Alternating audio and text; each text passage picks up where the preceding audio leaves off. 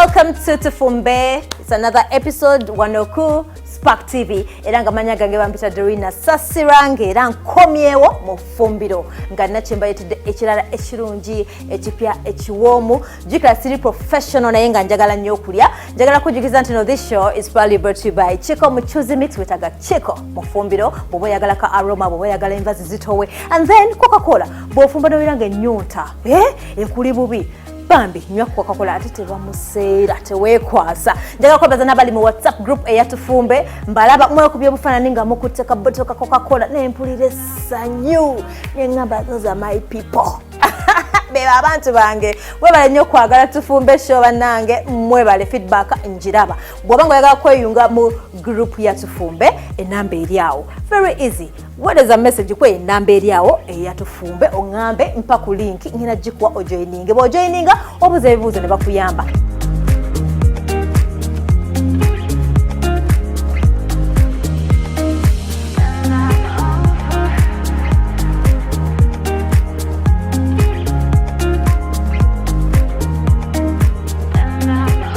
gena ofune chicken wo ze ofunye chicken breast bobo ina chicken wings oba chicken etwawatiro oba katugambe ebisambi you can use that then twetaga carrots zino wano tina ne green pepper twina ne obutungulu bwaffe wamu ne garlic. Alright, so welcome to the show, hope you're ready.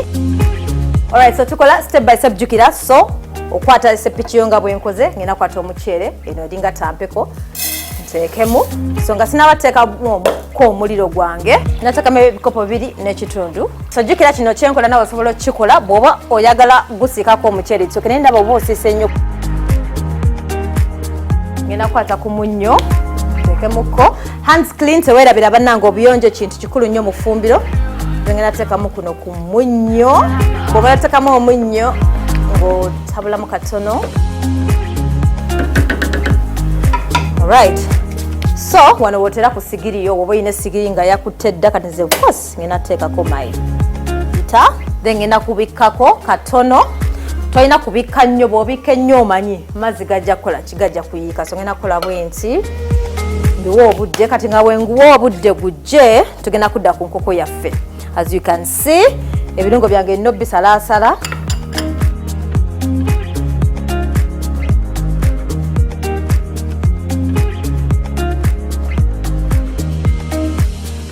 ninze muchere gwange gujje bulungi kugame ndi mu kufumba muchere gwa boil tugenda kusepeddako maze okusalasala ebirungo okubitegeka wonna wayonjo workstation ino kubanga nyonjo kitegera so tugenda kusepeddako okwata sepichi oba non sticky pan kitegera so tugenda kudda kukiddako taddeko omuliro so ofune sepichi zeje ngenda okufumbira olwaleero then otekamu ku butto jika tukola step by step next time tuyinza okujja mu community yo nyinza okuyita nojja mu fumbiro lyange n'ofumbako nange nyinza okujja mu fumbiro lyo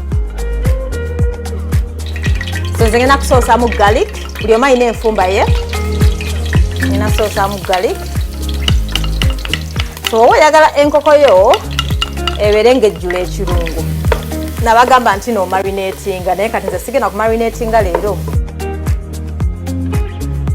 so sagala garlic abere golden brown, okay? Sagala tu achukenga golden brown. Sagala. So wemala ngokwata enkoko yange najozezako bulungi. Eri very clean. Bwoba tofunye nze nafunye this is like breast oba. Bane bangambe kisambi. So inzo funa drumsticks, so inzo funa chicken wings. Pati zona zofunye. So tugenda kwata tukwate enkoko yaffe tukiteke muno na bagambye already eyange already eri very clean. There you go.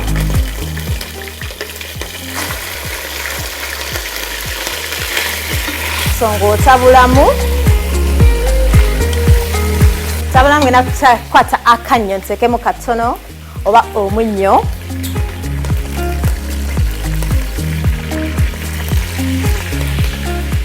oddemu otabule, okay? Hopefully you're following us step by step.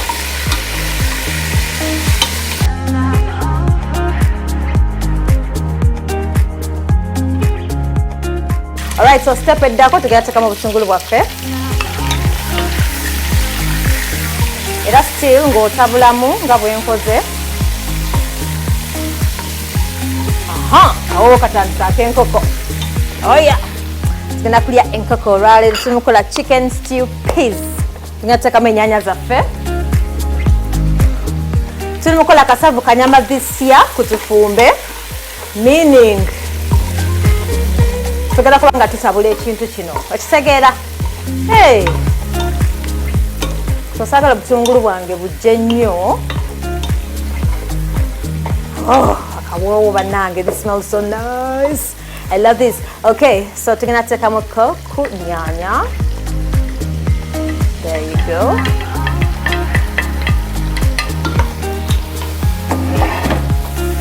Kati ennyaanya mba njagala zikole ki? Zibeere soggy oba zijje nnyo nnyo zibeere ng'ezikoze supu, right? Ng'otabula. So that means oba ogenda kubiikako katono bwemu time dakiika nga tasooka 5 nga kyekoze nga bwe kyag'oyagala. So ngenda kubiikako katono.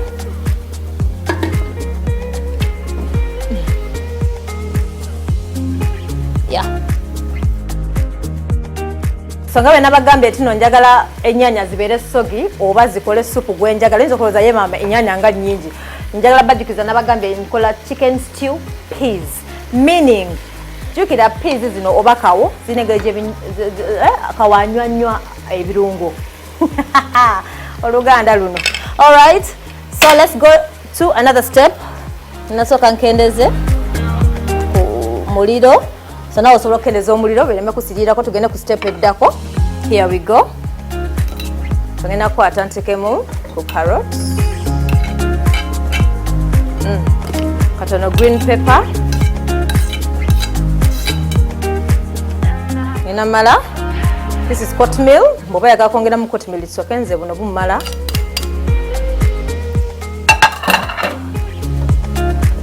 Still, otabule ndowooza olaba colors, bananga I love colors. Look at the colors. Mulimu green, mulimu carrots mpozi orange, yes. Kati ennyaanya egenze neekola kisupu wano. Oh my God, look at this. Still, ng'okola ki? Tabula.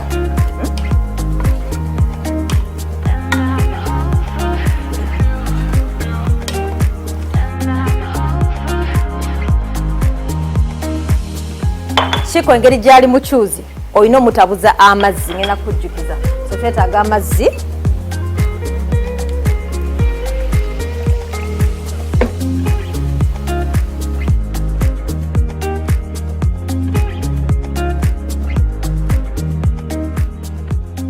Engeri gyali mukyuzi ndowooza olaba bwakola. So ntabusizza kiko, nawe osobola ogula kiko n'okola kamukyuzi ko bw'oti. Okitegeera bati kiko bwakola. So meaning bw'oba olya kamulali, by the way, nakyo tekikugaana kuteekamu kamulali. So omala okukola paste ono, tugenda ku step eddako. Making sure tino otabulamu bireme kusiriirako, guys. Tuli mukola chicken stew peas, alright? So omala okukola akakikoko n'okola paste, tugenda kugyoyiwemu. Like you can see. Ooh, kankoledde ka color. Beautiful. Okay. Still, ndowooza ebikyuse color, kikakyusa ne color. Alright, so tugenda tutabulamu bwetiti. Kugambye bw'oba olya kamulali, wano bw'oteramu kamulali. Just katono.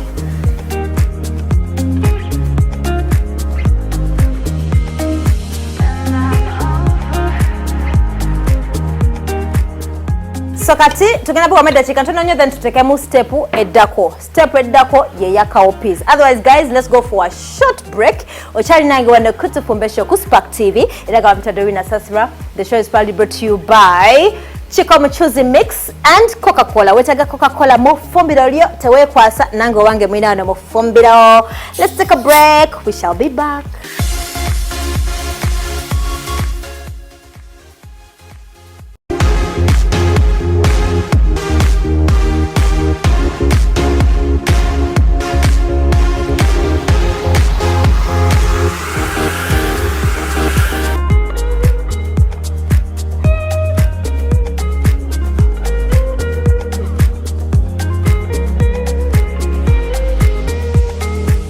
Welcome back from that short break. Ochali wano ku Spark TV. Era show badita tufumbe. Brought by Chico Muchuzi Mix wamune Coca-Cola. Remember you need Coca-Cola mufumbiro obango gena kulya mmere. Kakati bamikwano boba wakatweyunga ko olwayo tulimo kufumba chicken stew peas.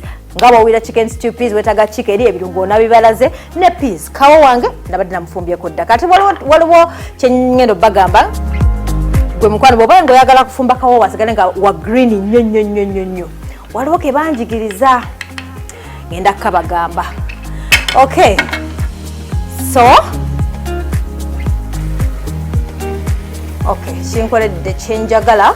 So kakati ebirungo byange bisokinze ini bulungi mu nkoko. Step eddako jikatuka step by step kutu fumbe n'omuchere gwange gwayidde dda. Beautiful. So tugenda kukwata cow peas. Gena otekemu kawo or making sure ati no kawo ayidde because your step esemberayo dala. Beautiful. Kakati shebala ngeno bagamba bobo yagala kawo aveyo ngali wa green nnyo owange of course green nnyo depending on the type you bought. Kati chokola or making sure ati no obula otekamu baking soda ako kemba gambye olwaleero otekamu baking soda bobo omufumba. Then oja kwewunya aja kuberanga wa green ono kawogola ba mu restaurant. Yep, I think you see my chiva is here. So ngena tekamu obuzibu tono nnyo ngabo chiwulira. I love this guys. Banange singa munchalira kokko mufumbiro lyange. Oh my god, I love what I'm seeing. Ngena tekamu mazima tono nnyo. Omuchere guyidde nga bwentegeko omuchere. Okay. Beautiful. I love. Kawo mulengera. So, dakika ntono nnyo nga kijja nga tukijjako. Nze saagala mu supu mungi.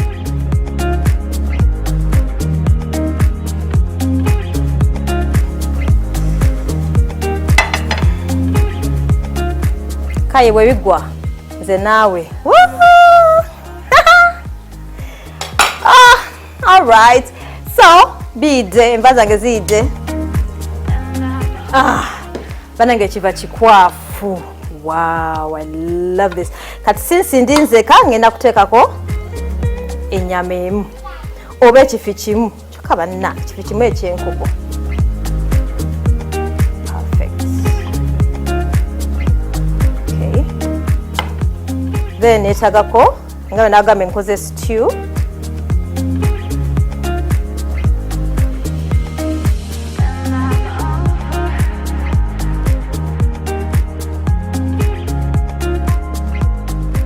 Kyenkoze nawe osobola kikola okwata akabakuli nga bwe nkikoze nabwe nekikola amangu no designing ku sowaani yo ne banga ogenda kulya wekaweka omanyi olisa maaso. So this one makes me happy. I love this.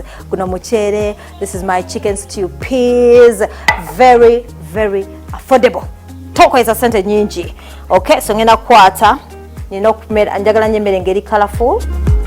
So tugenda kuteeka ko nawe osobola kikola temu nango no coriander mulungi obaka tugambe oatmeal. Omwetaaga mu fumbiro lyo kubanga ali very healthy. Okay, tada! Kakati bannange nga sinaba ku signing out nga sinaba nakulya mmere yange waliwo benjagala okwebaza bannange bangabe mwagala nnyo sho oba nze mbakolere ki oba kati mbaziniremu oba nkole ki tibano mbirowoozaako lumu nja bayita mu fumbiro. Alright, so bangambye Flavia ne Edwin mwagala nnyo sho niwangamba te Edwin yasinga okunjagala.